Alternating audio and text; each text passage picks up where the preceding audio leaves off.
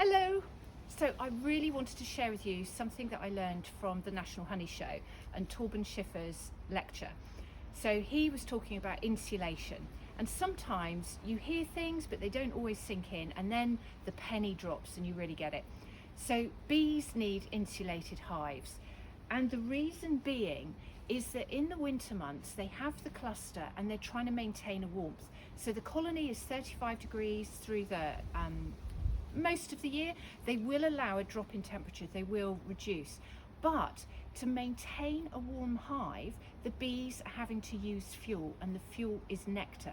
So what Torben Schiffer had done was calculated how much nectar each colony of bees would have to collect through a year to feed themselves through the winter. So that's not giving us any honey at all.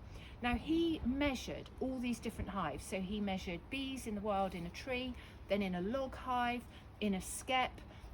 He also had a Layens hive, which is very similar to this golden hive that I've got. And then he had your standard national or Langstroth hives.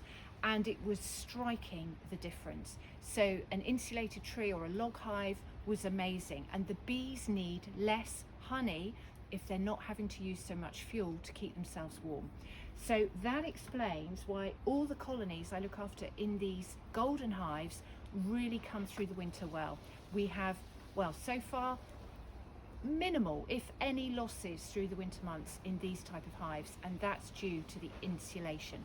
So really think long and hard about how exposed your bees are, what environment they're in, and whether or not your bees are able to keep themselves warm through the coldest, wettest winters.